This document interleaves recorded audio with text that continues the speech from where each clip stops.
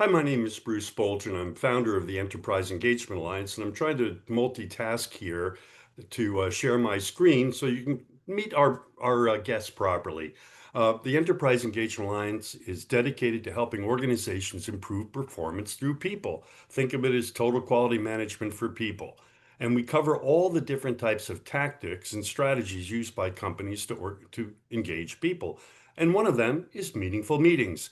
And we're really into, with our co-host Jaki Baskow, into getting companies to really rethink meetings today. Do we really need to make employees fly 3,000 miles to do what they can do right here today? Have a great panel discussion with two people who can share a lot of wisdom about business, comedy, and acting, and we're going to show how they all kind of come together. So the purpose of this show, again, Jaki Baskow would ordinarily be co-hosting, but she has got COVID very badly. And Paul, thank you for giving her some good advice this morning to get better. And we've got Paul J. Voss. He's associate professor of Georgia State, and he works with his brother-in-law, Patrick Warburton, who's an actor and a comedian. And anybody in the United States and in France, where I used to live, knows him, of course, as Puddy from Seinfeld. By the way, Seinfeld was very popular in France when I was there. But also, he's well known, obviously, for many other roles. Jeff Bingham in Rules of Engagement, and of course, Lemony Snicket, the very sarcastic narrator of A Series of Unfortunate Events on Netflix. So, I'm just going to also give you a little bit of information. The Enterprise Engagement Alliance, again, we're your free resource on the latest trends in enterprise engagement and implementation, books, learning, certification, design, implementation, everything, impact measurement, processes, and tools. Thank you very much for that little pace stop share there. We're good. So first off, tell me a little bit, gentlemen, what made you guys get together to develop a program for businesses called Oh Brother? Either one of you. I'm going to let Paul run with this, but I think that we almost just the two of us, it just made so much sense that I think we thought of it at the same time. Just because there's such diversity between what Paul does and what I do. Paul being one of the smartest people in the world, and Need to get out more. Yeah. listen. I bragged on Paul for years. He's professor of Shakespearean literature, but he's also had a program called the Ethikos, where he integrates art, history, and literature. I've never seen him talk where he didn't get a standing ovation. He's spoken to NATO, the FBI, the Marine Corps. I think Paul, right, the only civilian speaker ever to talk to NATO, or is the DOD? Yeah, I don't know about that, but I will tell you this, Bruce. I have had a front row seat to Patrick's career for 40 years, and I've seen a very successful career unfold over 40 years, but it hasn't been easy. It's taken the proverbial blood, sweat, toil, and tear. It takes creativity. It's been pretty easy. It's been, but you know, only 2% of actors make their life doing this. And I thought that there is connective tissue between successful businesses and companies that navigate the new technology and the innovation destruction and what he does. And it has such a humble way about it, but his observations are spot on. So I do think there is that connective tissue between the parallel lives that we have. And as Patrick surmised here, we sat there one day and said, if we do something together, we've known each other for 40 years. I'm married to his sister, and I kind of know how he operates, and he knows how I operate, so it's a natural fit. And you haven't gotten divorced yet, so that must be working. So, Patrick, one of the things I found very funny in your part in Seinfeld was really how you make fun. In fact, how the show makes fun of the absurdity of business. Is there something we can learn from that? Is there a real aren't there a lot of absurd things that happened in your career? Some of them might have worked in your favor, some of them just, oh brother. Yeah, well, listen, Bruce, I mean, we all have to, if it's rather if it's that we're businessmen or our culture or whatnot, we have to be able to laugh at ourselves across the board. That seemed to get a little precarious at a certain time, and it never should be. As Paul pointed out to me, years ago, the court jesters were the only ones who had immunity. They had to be able to take a chance, say something that would get somebody else's head cut off. But if they didn't have the freedom to be humorous, then they could not actually be, humorous there. So, there's that freedom. And I've been doing stand up now for a year in touring, and it's been just the best year of my career ever. I had no idea.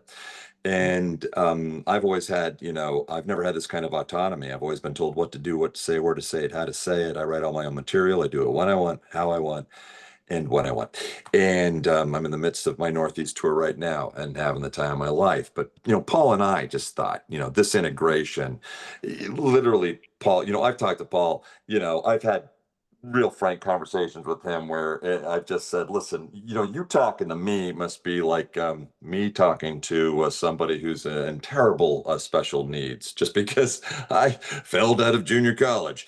And yet Paul, reads a book a day. No, wait a minute. You They're very failed short out of books.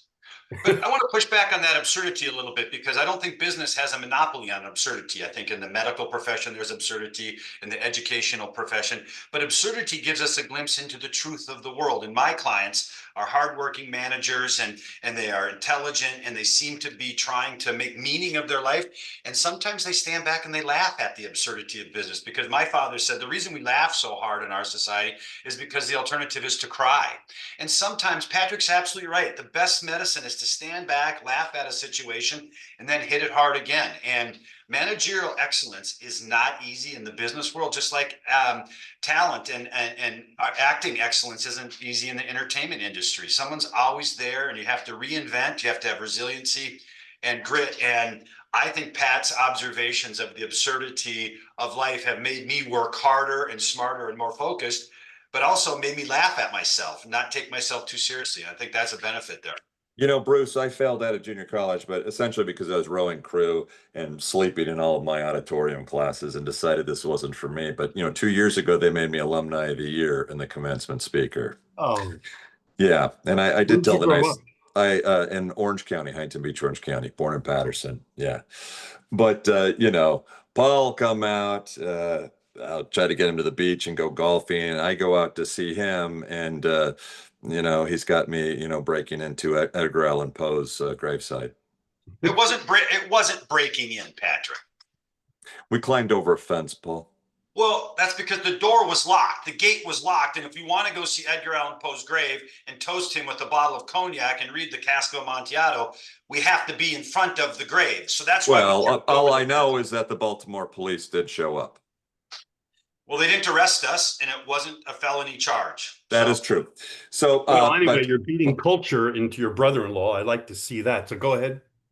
yes, well, as we had to pour the wine around it. It was a procession, and Paul read some of Edgar Allan Poe's works. It was all done with the greatest of respect. Yes. Wasn't he originally buried in Paris? I thought he was. Well, no, he died in Baltimore. I think you might be thinking of Jim Morrison, because Jim Morrison and Edgar Allan Poe are very similar. That commonly mistaken. Yeah, very commonly mistaken, Bruce. Yeah. So anyway, getting back to what you've learned from all this, Patrick, I noticed that you guys gave me some statistics of the similarity of failure, right? The failure rate of acting super high, failure rate of comedians, no offense, Patrick, it's even worse. I think the statistic I saw is that out of 137 comedians, almost only 10% make like $500 a week, which is basically a rounding error here.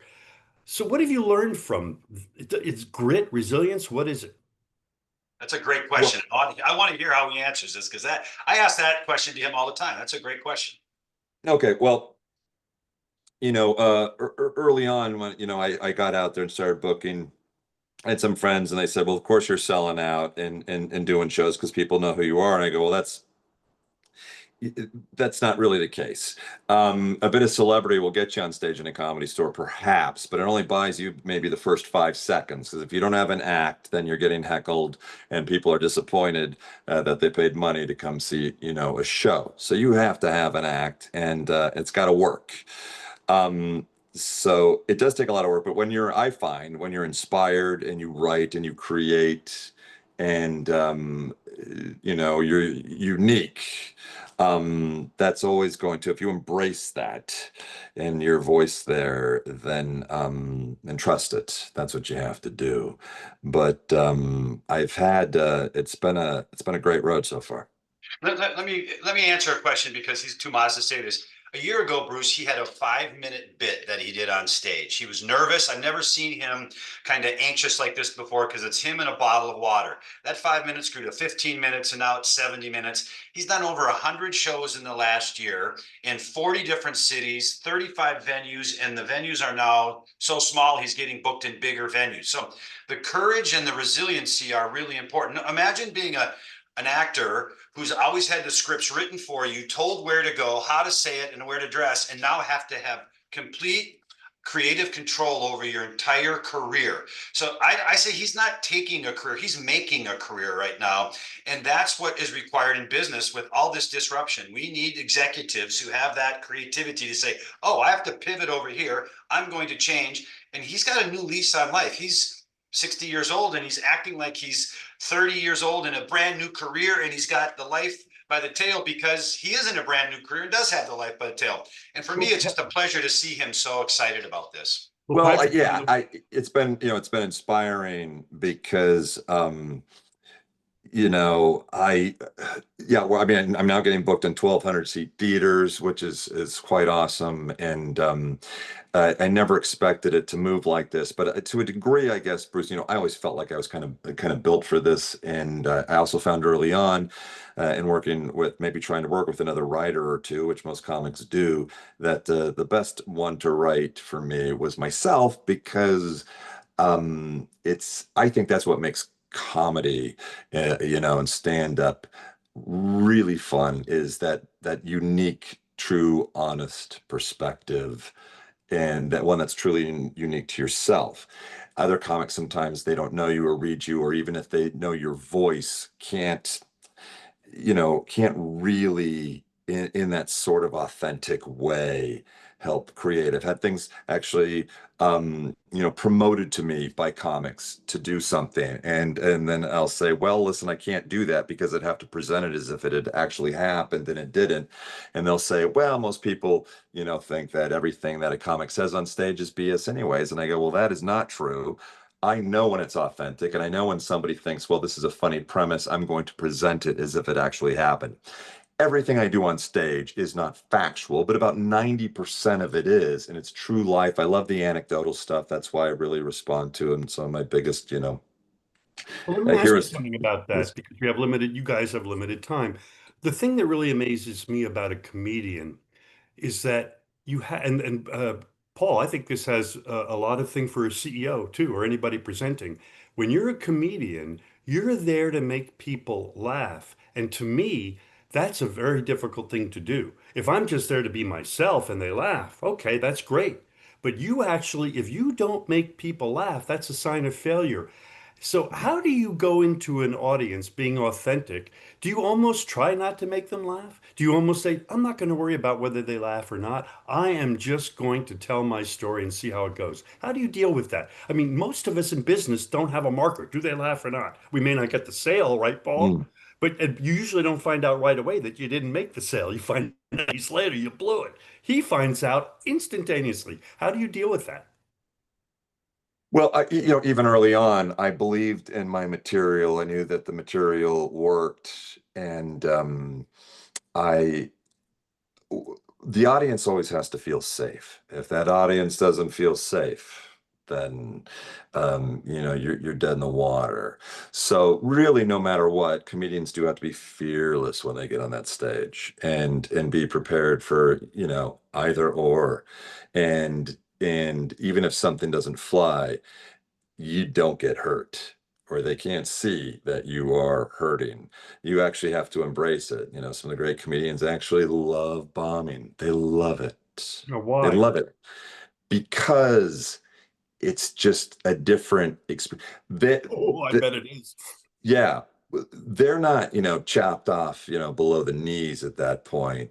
They know it's almost like they are embracing and experiencing something different. And intellectually, they know why things aren't going well. Intellectually, they're microcomputing in their mind why things might be, are perhaps off the rails, and they might have put them in that they might have put themselves in that position almost intentionally, just to see how far they can go. So much of being on stage, is experimental. Look what Andy Kaufman used to do. That man was fearless. He didn't care. People could sit there for half an hour just wondering. I have no idea what he's doing. Not, at a certain point, they're going to find it humorous because of the level of absurdity.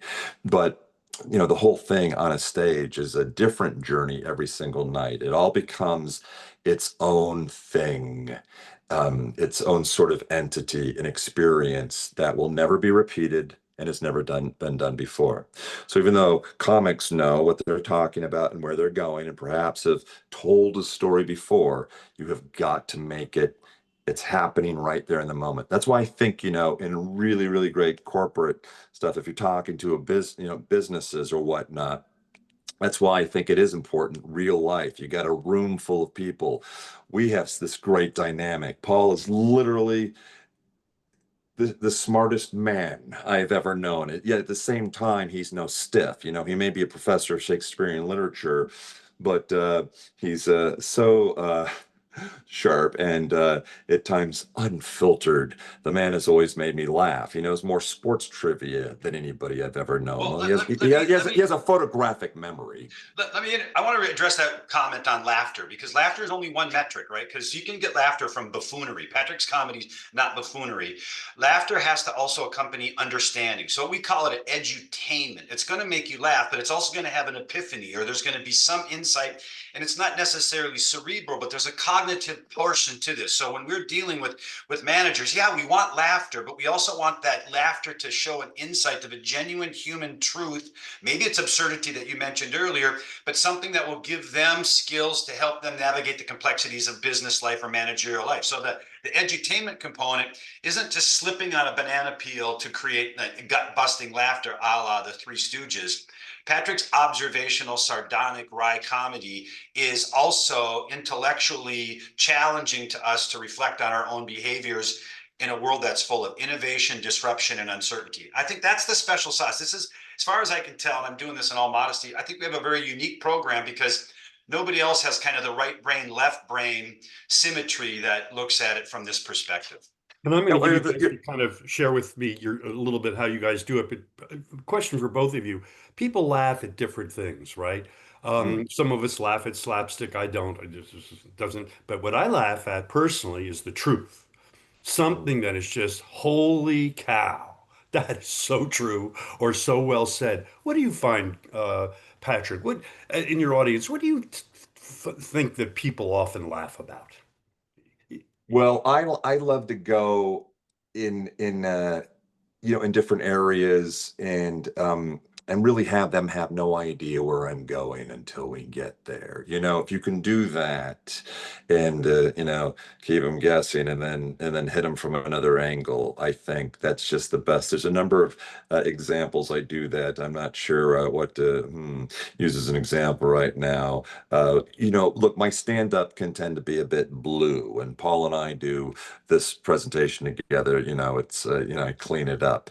Blue? But well, blue, it's a little bit, it's not quite as clean as a Jerry Seinfeld or a Jim Gaffigan. But I do try to keep it smart, do try to keep it, on more of an intellectual level, which is not spoon feeding. Okay. I never want to have to spell something out. Sometimes I run kind of fast too in the realm of on stage when I do my shows and I move. So there are times when folks have said, I wish that you give us a little more breathing room so we could laugh here and here because that was funny. That was funny. And I go, well, I'll do it at times, but I really do love the pace. I love the pace of all that. And when Paul and I work together, I think too, it's very, very obvious in regards to spoon feeding it to people. When people know, okay, here's an obvious construct. All right, we've got the genius professor, who can reference anything in regards to art, history, the world, and ethics and whatnot, so succinctly. And now, the buffoon. Well, you're not going to see that exactly because when you do something like that, there's a construct that people are like, okay, I know exactly what's going to happen here. I don't think it's quite as interesting or curious, I'd like to answer Bruce's question as well, because I don't like slapstick either. So I think Patrick's signature move, if you look at it from an academic perspective, would be the non sequitur, what they call comic incongruity. The hallmark of that is irony. I love me some good irony. The discrepancy between irony is not coincidence, by the way. It's not running into your third grade teacher at the grocery store. That's just a coincidence. Irony is the Olympic swimmer who drowns in the bathtub. That's irony. Patrick's ironic commentary is comic incongruity. And that resonates with me because the world is full of irony and it's full of absurdity, if you want to go back to your earlier word. And he has this ability to capture that. And then we harness that to show how the managerial excellence or how executives have to deal with that kind of absurdity in the world. So, and Bruce and Paul has the ability to explain to me right now exactly what I'm doing when I have no idea or could ever put it in words what it is that I'm doing. But so succinctly, thank you for that, Paul. You can write my next yes. So, gentlemen, in terms of your program that you do for corporations, what can you do that can't be done on a video at an event? And that's what really we're focused on. When you bring Oh Brother to your clients, how do you make it, or how do you recommend they make it so that, hey, yeah. Now, again, Patrick, you're being, kind of famous. That makes it a little, oh, we'll get it. They like to get a name, and, with a certain demographic, everybody knows you. But beyond that, a lot of people don't necessarily know you. So what do you guys try to do to make it really different for people that come rather than just watching the show? Well, okay. And if I can first here, it's the integration. Listen, like I said earlier, I believe I mentioned this. I've never seen Paul talk where he didn't get a standing ovation. Does Paul need me, Dr. Paul Voss? I don't think so, but what an interesting integration of things because Paul takes everything that I do and then we can go back and forth. We have this great dynamic that works really well in a live atmosphere, and so there is that integration of humor, of family, the two of us, his perspective and mine coming from very different areas, him being such an academic on a certain level, and me being on the other end of that perspective, not necessarily adult, but somebody, who's, that managed to, eke out a living for 40 years and put four listen, kids I'll through say the college. same thing. Patrick Warburton doesn't need me. He's doing very well on his own. But to have that extra dimension, I think it is 1 + 1 = 3 in this case. It actually is a leverage. It actually is an enhancement, but it's usually a very intimate thing too. And we spend time talking to people afterward in a meet and greet session, these sorts of things. But I think people like to get a little peek behind the curtain of how things are done in Hollywood. So his stories about his role on Seinfeld or working with Disney or interaction with Tim Allen, and then placing it in a real world context, it's really a magical experience because people feel like they had insight that they didn't have before, but also giving them tools to move forward to help them with their tasks. Well, absolutely. I can talk about, making out with Carol Burnett when I was 27 years old, having a 95-year-old Well, Betty hold on. White As Georgia rub goes, my naked, beep, no, beep. rub my naked What? chest. No, there's more, Bruce. Yeah. Eartha Kitt, coming on to me. Listen, I've got some, and then Paul can draw, fantastic, perspective on all of these things. But listen, Paul doesn't need me. I don't need Paul. But Paul and I love being together and working together. And Paul and I respect each other because we're in very different, but we've been best friends forever, ever since, he started dating my sister, it was my mom or me, Paul, who said, this is the guy, Mary, that was my mom. I think that was your mom, but the type of kissing that I was doing with your sister behind your back, you don't want to know about. Oh boy, we're stopping right now. I really don't. I really don't. I'm sure of that. Really don't. So, gentlemen, in terms of and I'm going to ask each of you of this. If you're a grandfather, Paul, I think you said, Patrick. I am as well. Yep. Okay. So if you're sitting down with that kid might be a little bit too young yet to get this. And they said, Granddad, what did you learn from this journey? What did you learn from this journey that I can learn from? What would you tell him or her? I'll start off with that just because I had that question asked me recently. Shakespeare has this great play named Hamlet. Everybody's heard of it. He says, there are certain things that you have to understand, be never a borrower nor lender be. But he said, this above all else to thine own self be true. And then thou cannot be false to any man. So that sense of honesty, integrity, loving what you do. I think I have an apostolic mandate to be as excellent at my job as I possibly can be. And the reason why I love hanging out with Patrick is he's got that authenticity too. There's just no veneer, there's no Hollywood falseness about him. And I think those two sets of authenticity go together really well. Well, Patrick, you know, it's interesting because you said 95% of what you do is true.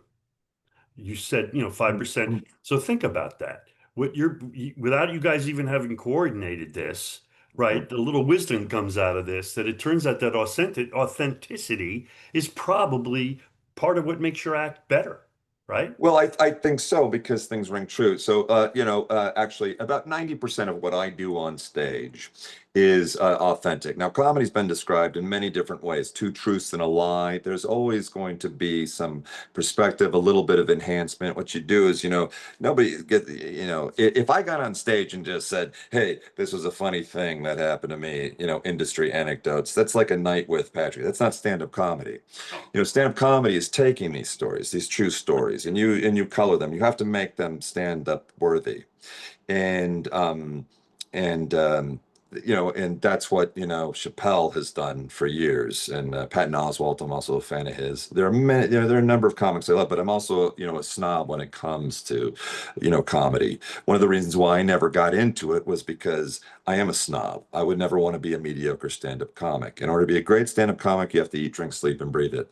What I discovered when I got my feet wet is because you just become naturally inspired, and everything that and like I said, I always felt like I was sort of built for that. But anyways, yeah, I don't want to go off on a huge tangent here, which I am. That's what's happening. But humor does require some comic exaggeration and hyperbole, right? This is built into the nature of comedy. The Brits have a phrase for it called balderdash, where you're adding a story. And so the truth has to be amplified by some kind of hyperbolic statements. And that's the genius of comedy, to take that kernel of truth and to put it on steroids. And I think Patrick does that brilliantly. Well, have you ever met an Irish priest? Because those are the funniest guys on earth, and they won't even crack a smile. Yeah, yeah. Yeah. I've been married by one. I've seen Irish. So we're running out of. My father was in the monastery, I went to a Bruce. funeral one time. It was the funniest funeral I've ever been to, and they didn't crack a smile. So anyway, wrapping up here. So let's get back to, I did want to get back to that, Patrick, because I think you didn't become a comedian until like you were 58, right? I mean, that wasn't what you've been doing all your life. You've been an actor, haven't you been? Yeah, sure. And and everybody assumes too, and after they see the shows, that I've been doing this my whole life, because if you're a comedic actor, then you've been doing stand-up comedy. Most of them did, a lot of them did. And I didn't, I mean, full disclosure, I did it for a couple of months when I was about 21 years old. Just getting up, amateur nights at the Comedy Store back in the day. But then I went to Africa for 4 months to do these films. And I came back and I never did it again. So for 40 years, I regretted that. And then I just dove back in, and it's been just a fantastic journey and run. And I love it. Can't wait to see, it's fun to see where it goes. But then again, look, Paul's very, very busy, and he's doing presentations, and he has always been hugely in demand in regards to, obviously, the United States military and some of the bigger corporations like FedEx, right, Paul? And I was just with them yesterday. yeah. So, again, Paul's busy, and I'm very busy. I'm just on the road. Paul and I, though, we have done this. We had so much fun when we took it out, and we know that it's viable, and we know that it is unique, and because of not only because of what he does and what I do, but because we're family. And to us, it's just very attractive that way. We just have a great time together. I don't know if So this Paul, is the time for a pitch. before I ask to find out where Patrick's going to be in the Northeast, so we can share that with our viewers, tell me, Paul, what would you like people to really come away with when they hire you guys for Oh Brother? What do you think you can deliver? I understand that in corporate events, there's moments that are down times or lull times, maybe right before that glass of wine or right after lunch, and people have low energy and they've been thinking like, if somebody's looking for a space that is high energy, thought-provoking, creative, funny, witty, that's going to generate excitement, enthusiasm, raise questions, and do serious work, I think they ought to consider calling us or go to obrother.biz, because that kind of program, we fit in so well. We're amenable. It's never off the shelf. We're industry agnostic, but we're also industry experts. And any planner who's looking for something that they haven't seen before and they need 75 minutes of really wonderful high energy content, I would suggest they give us a call and let's have a talk. Absolutely. In fact, I want to Yeah, say one more thing in regards yeah, to my brother-in-law here.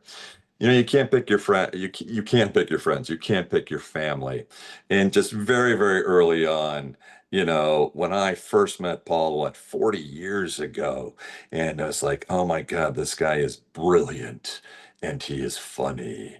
And that was just, you know, the beginning of it. And that's when I knew I loved this man. We've had so much fun throughout the years. I couldn't have more respect for him.